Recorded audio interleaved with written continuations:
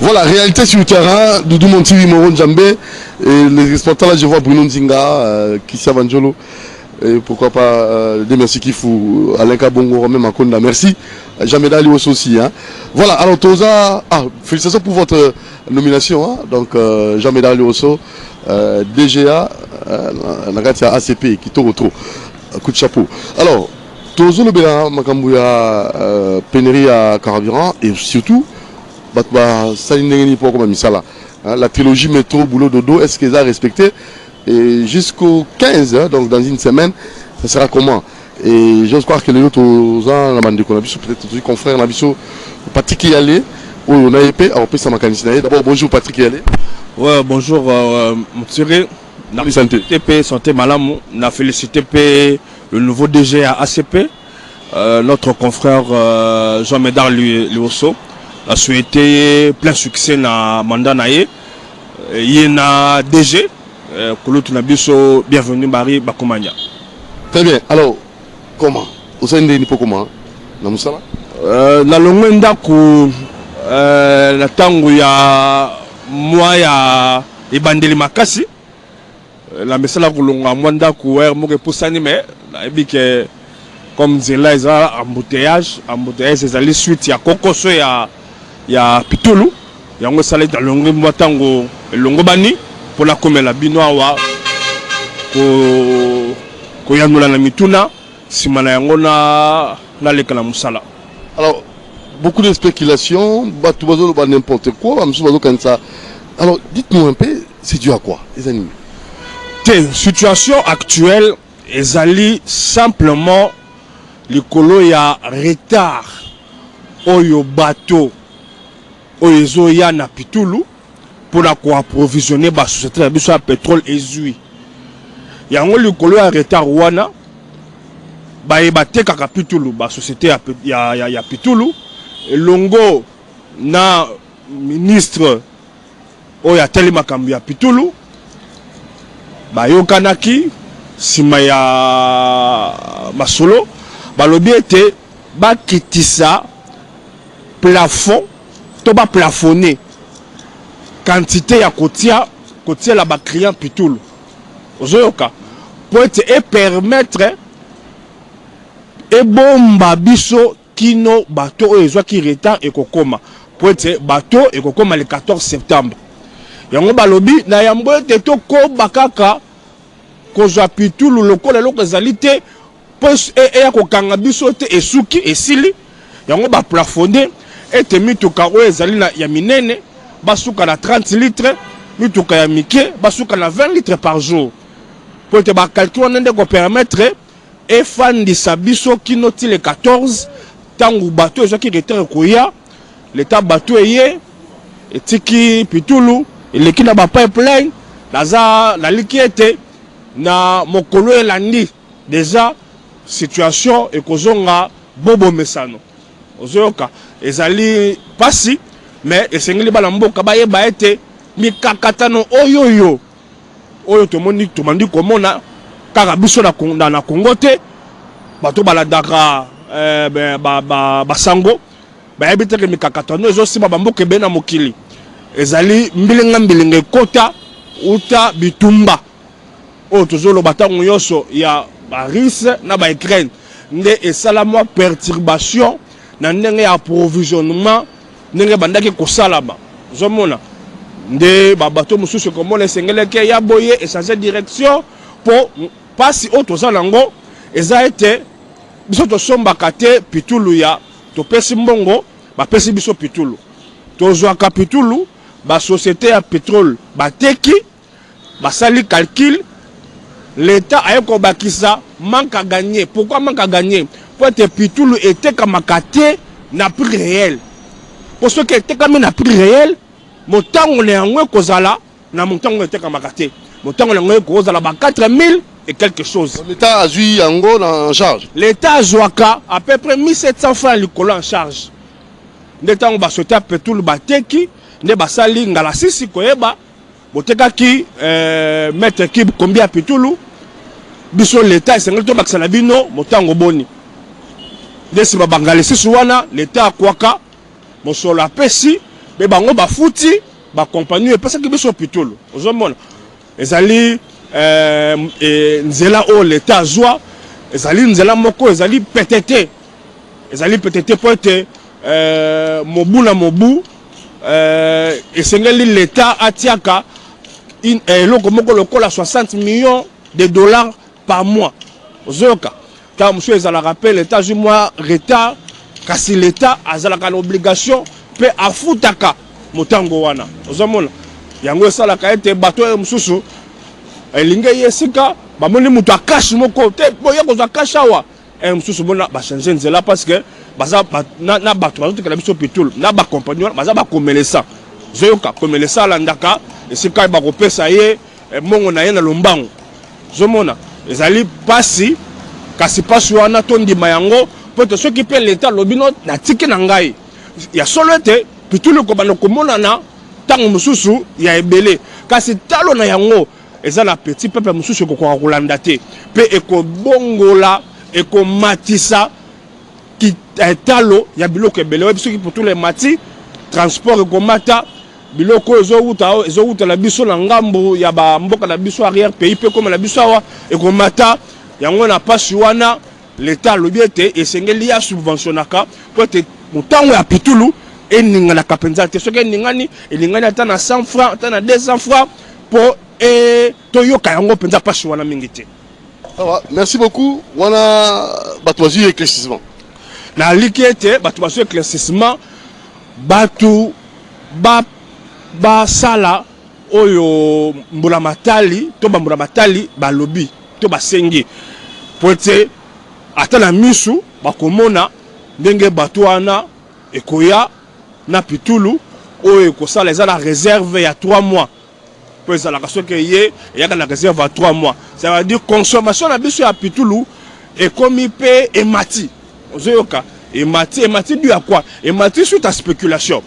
Donc on attend on la personne cela m'a bé. Ayebi que lobi pitulu ko la terre. Yo so ko la misolo na yo zui tukutuku to zui nguduka na yo OK o lo tondisi. Obeteli ngapeli solo ngape na zui na tondisi.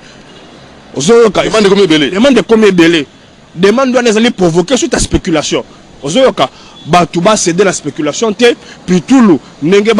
mbula matala salinga la sisi e ko bomba batu kino batu aneya. Atako guerre Ukraine kuna na Russie. E ko bomba e kasi pote e bomba e sengenza biso tozwa kaka na mesure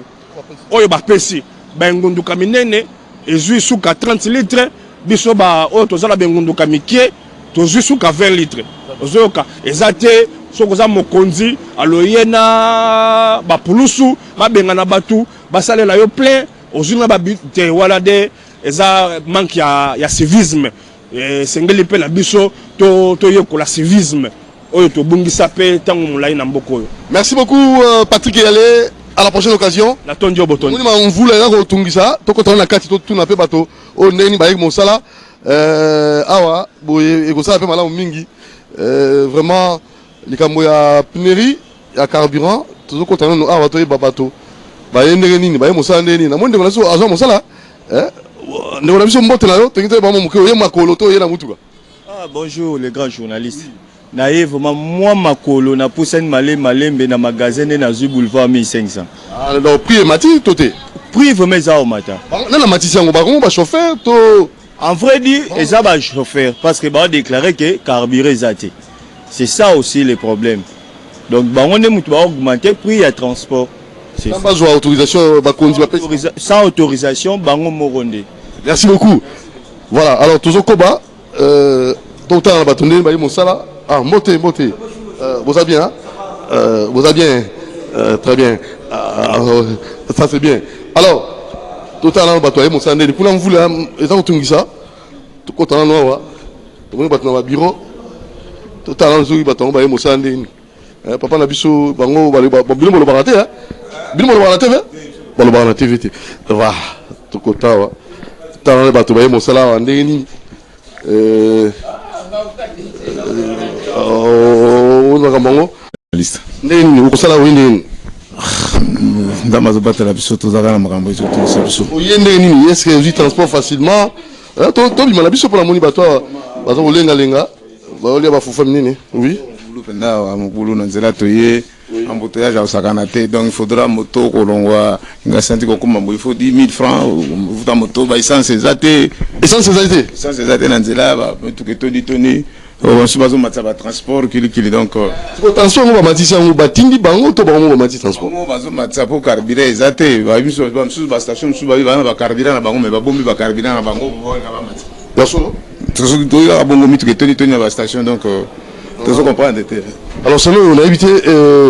nous avons eu ça, chauffeur, na ba ndeko na biso ba ça taxi moto, ndeko bazo ko matisa, sans pour autant bazo ningisa ba konzi. Bon, to singa kaka na bande kwa moto ya ba transport ba matisa transporter, ba keneka ndenge so kendele et puis dans singa pe na ba konzi ya o batali makambo ya ba carburant transport ba meka ko solana ba o ba kamba ka ba chauffeur pour que moral na bango cha mona seiti ba me kape kotika ko kanga ba chauffeur na ba moto eloko wana zo sala malamu pete zo sala ki ba matsa ba transport yango lo na usenga na bango na tongwa. Alors to zokoba parce que yoti kwa mtu bon na mito kwa mtu kuna moyo ko vendre zate yoti kwa mtu kima na zato zalia wana mekao ndo to yebu ya na ba chef na ba toneso na mboka kwa mtu kuna moyo ko vendre za kuna te parce que kuna mobulu makila na makila kwa mtu makila kuna oh nandeni mo jamais attention makila kuna donc peuple aza kufa na ndenge moko sakana te amvula utu sabiso to pousa là non ça problème totalement donc uti kwa mtu qu'est-ce qui se passe réellement na kwa mtu kuna problème eza kuna ezali kambo ya kokufa ya batu tata na ngai donc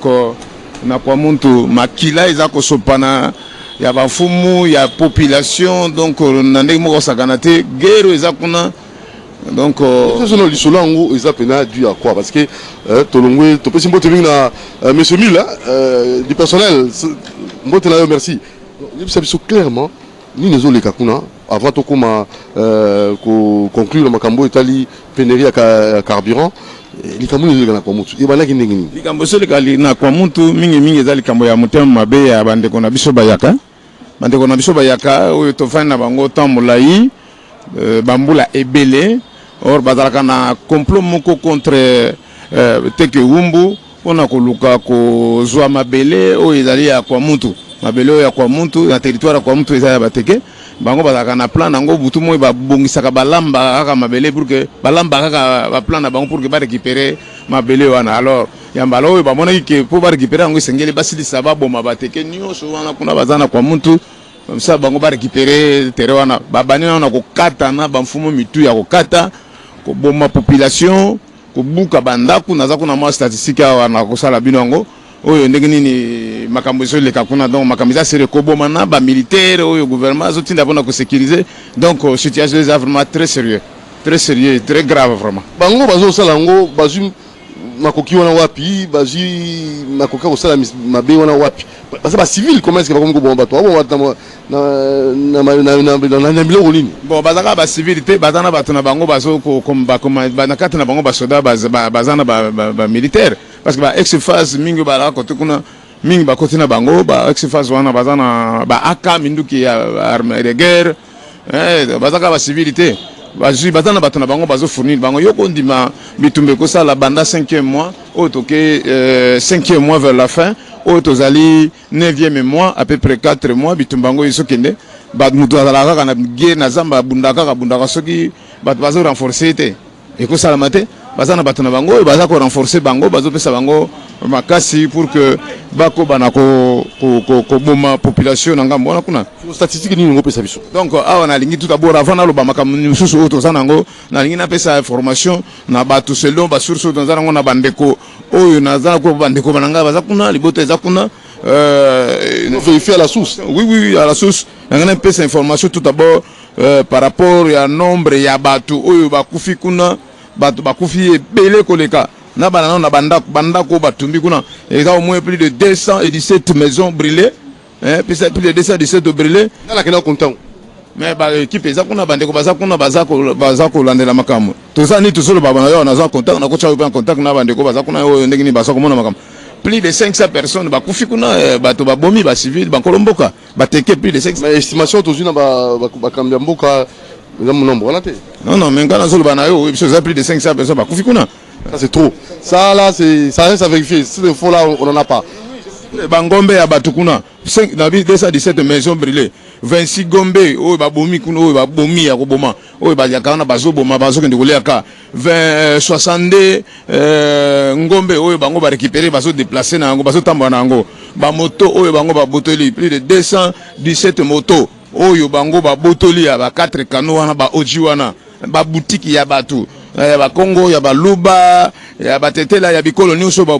boutique plus de 37 boutiques oyo bango ba buki bazu mbongo bazu biloko bazo tambola bazulia plus de 12 moulins oyo bango ba récupérer oyo bango bazo tambola nango donc ba déplacement ya biloko belé kutu moya kotanga te wana kaisaka moi image muke oyo nakoki kopesa yo moi image muke na kopesa donc mabe makasi vraiment mabe makasi tata journaliste oyo sala makolo yo senga nini yo za moko mutako mutu yo senga nini bona kwa muntu elo biso tozulu kaka kimia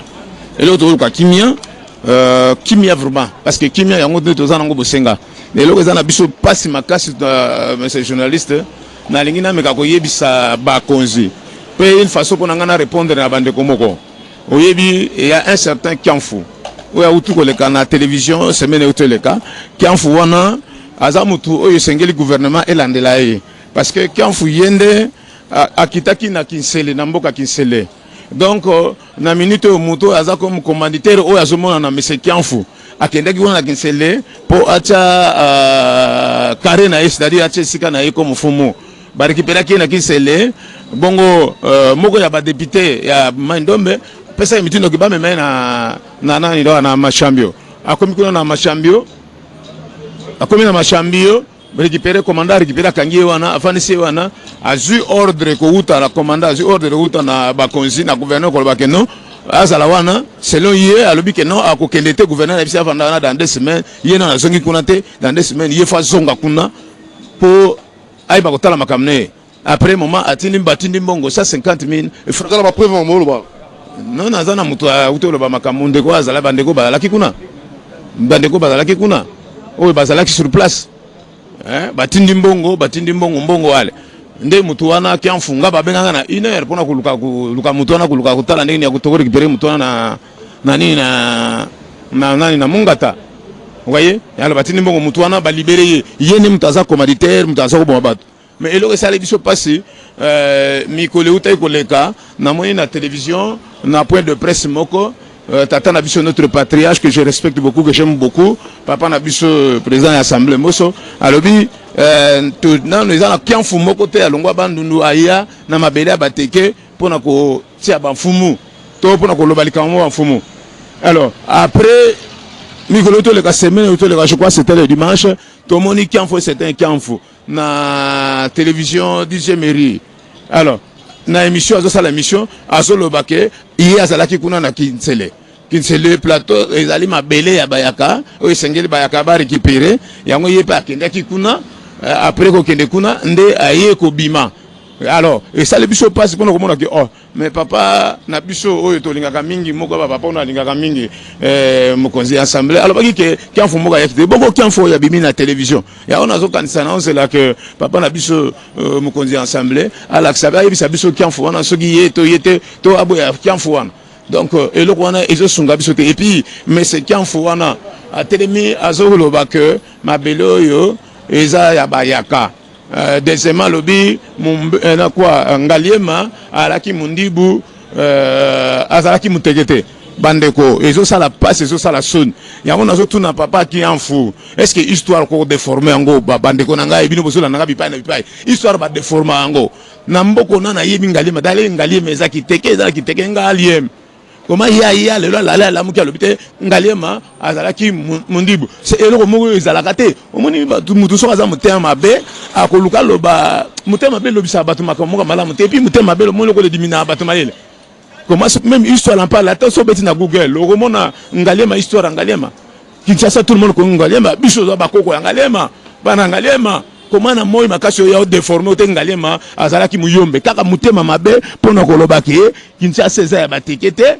plateau de batekete ya batekete eza ya bayaka donc quelque chose oyo kokelo bamate pona nga kutu di solo wana ya makambo ya balimite lelo oyo tokolo bango te po Mobutu Kasavubu azalaki babeti di solo wana te Mobutu asali 32 ans so donc plus de 100 ans quelque chose oyo makambo wana leka di solo wana balimite babeta yango te kaka lelo oyo Mobutu a reni babeti yango te Kabila babeti yango te lelo ekana tanga fansi babeta lisolo ya limite ya kwa muntu ya limite ya bateke na bayaka naso kama influence wana ezuta wapi lidusu wana ebimeli wapi porte wana bango bazi courage wana ya koloba biloko wana na partout et vous tu vois et puis naso ka su muntu moko mama moko solo ba wana c'est machine na ningu to tanga communauté o te yem ta pesa ka bateke ma bena moni kutu tina kuta olanda te parce que batabon olanda bango ta ko pesa bango mutu makasi donc lo so sala biso passe mutema mabe ya bayaka so tuna baba dudu to bateke basala bayaka nini bateke bayaka basala bayaka nini bateke bayamba bayaka très bien to yamba bayaka na mboka na biso to fandi na bango to koli na bango to boti na bango mais lelo mutema mabe komi yako kata bato mitu makamoto zo yoka na ngambu kuna na barua na Rwanda kuna bikote kuna mais makamoto yoki yango mutema mabe wana source nango na so tuna source nango ezali nini kaka pona ko récupérer ko boto la mabele ya kwa muntu nini ba moni na kwa muntu ba moni ba diamant ba moni ba oro oke bandaka la to fana na bango batikala kusala ngote lelo kaka lelo basala ngo lelo kwa niso kamisa biso OK malema na suka ko yo sengi nini comme solution pour yo Moron Jambe pour la solution première proposition ngana zo senga liboso mukonzi mboka yene mutazana solution na makamnesto asa la sagesse ya Salomon na senga kina ye abenga liboso bande ko na biso bayaka soli na bango abenga pesco staff na ye moko ndero ya bayaka soli na bango akamata pesco bateke abenga soli na bango pona ko yebalika bango et puis ndete sabwe biso tozo c'est là vraiment mbela ya mukonzi mboka pour que to soit parce que yene mutakoki ko mettre fin na makambo ya mibale ezo senga pena mukonzi mboka atinda basoda kuna basodo baza kuna nazo pesa merci pour tout d'abord pour na atinda basoda puis chef d'état major journal na basoda nous ba konyo sa basoda ndenge bache biso maboko po basoda baza kuna bazo sala musala et loko eza pas chez nini au comprendre papa nanga journaliste basoda baza sur le terrain baza wana basoda baza pona ko bomate baza soda baza pona ko surveiller ko protéger biso mais bande ko bayaka bazo boma basoda osomana basoda bakufi kuna belé vous êtes sûr et certain que basoda bayaka bazo boma basoda je vous dis frère basoda parce que basoda bakufi kuna bazo kuba bazo boma batuna basoda na ndenge moko malamu te tandis que basoda baza pona ko protéger bango est-ce que bato ndenge wana baza batu ya ko tika bango na ta eloko sokamu isangai bango bazo boma basoda baza contre gouvernement mais on a so comprendre gouvernement a deux fois ndenge ba gérer makambo yango lokola nanu na kotala ne lokola neti ezali kambo ya bandeko na bandeko est-ce que un rebelle ba négocier kané rebelle ba négocier kané te que dit la loi par rapport aux rebelles il faut qu'on frappe rebelle akima faut qu'on frappe les rebelles aussi c'est makasi mais sur les rebelles na soka ba négociation équipe moko faut kitakuna na kwa mutu kwa kindi solola na banane est-ce que toza na table na yo kindi solola na ba notable kwa mutu toza na table kindi solola na ba rebelle kuna tout ça na moment bango baso boma côté na ligne bandundu baso boma lobi batumi banda plus de 21 ans baso continuer dans la salle massacre et ça la kate et ça moment qu'on négocier baso ba civil. Donc tozo senga gouvernement c'est vrai basoda bazakuna mais batindela basoda moyen de déplacement c'est-à-dire ba pesa bango ata 3 mituka ata 4 mituka parce que zamba mboka msusu za ba 100 km ba 50 km basoda ba ko déplacer ndeni po ba kota na bamboka wana ba toa ba njeme ba dumu tout ça ba kota ndeni na makolo ba kota te deuxième élément nazo senga ba bakisa basoda ata ba bakisa ata 100 militaires encore ba renforcer sécurité kotukuna ba renforcer basoda donc biloko nazo senga pona luka moyeme ya ko matraquer makambo wana aussi sa makambo wana et sous nazo senga balongola biso ba consignio so ya ba yako bazakuna au colonel au général au auditeur parce que to gibe ya makambo moko auditeur moko ya ba yakuna bandundu azotindaka ça c'est à vérifier hein tozo yoka boto ibongo parce que ba sodo ba bomi par exemple moi na fumo ba utai ko boma ba na fumo ba to boma bazaki auditeur d'ailleurs permet ava batumba mboko na machakwa auditeur mokatinda ba sodo ba sécurité mfumo ya machakwa na kotinda mfumo tinda basoda ba sécurité basoda ba déplacer chef ba komi quelque part ba continuer ko sécurité chef ba tiki chef ba bazongi et comme na tongo ale basoda ya ba tuminda moi na fumo uti ko tumbana ba za mukonzi moko soda moko memaki bango o ba ba accompagner ba ke ko tika yeboye tango basoke ne ba tango bazokende kotika ye tango bazokende batika ye na nzela batiki bien na kozonga bana fumu na basoda mibale bakwena biskade babomi bango biloko wana ezosala kitoko te biloko wana ezosala biso kitoko te ezosala kitoko te osengi négociation dialogue na minute oyo eloko gouvernement osala biso toswana gouvernement toswana mokonzi ya mboka tosenga mingi mokonzi ya mboka parce que tosaki déjà memo na biso depuis vendredi kuna le 26 tozozela toyebi ke lokola papa abana azotala ndenge ya kobongisa ndenge ya koyamba biso toyebi ka koyamba biso osoma soki na minute oyo likambo eza tout d'abord ya dialogue te likambo nano ya kobatrake banani baadversaire wana basase wana babandi wana bao baye kokota na tovanda eza bato oyo tovanda na bango na bato mosusu baye korenforcer bakotisi na bango na uta oyebisa yo ke na depuis mois de décembre bayaka babandaki kokota déjà kokota mpona koluka massacre millier wana